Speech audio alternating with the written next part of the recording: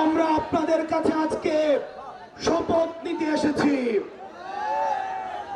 জুলাইয়ে যেভাবে আমরা অন্যায়ের বিরুদ্ধে রাস্তায় নেমে এসেছিলাম, ঠিক সেভাবে আমাদের আবার যুদ্ধের প্রস্তুতি নিতে হবে।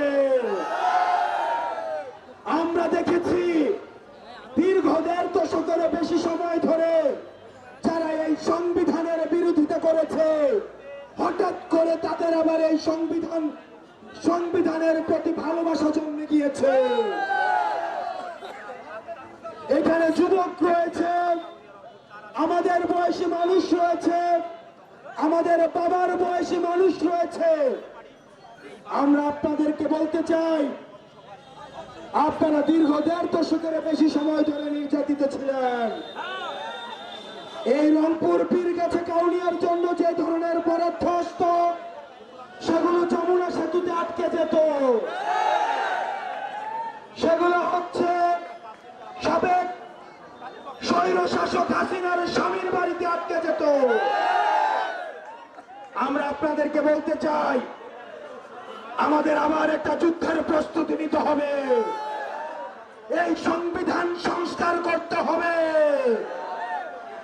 আমাদের জুলাই আহতদেরকে যারা হত্যা করার চেষ্টা করেছে, তাদের বিচার করতে হবে। আওয়ামী খুনিদেরকে দেশে ফিরিয়ে এনে তাদেরকে বিচার করতে হবে।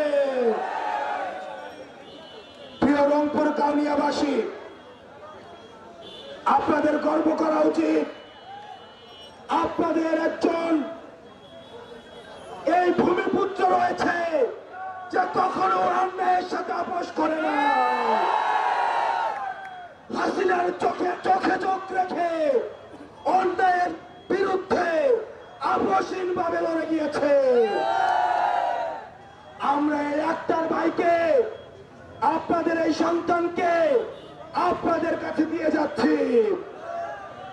আমরা বিশ্বাস করি সবার প্রতিনিধি হিসেবে, এনসিপির প্রতিনিধি হিসেবে আপনার এই আক্তার ভাইয়ের যথাযথ হেফাজত করবেন।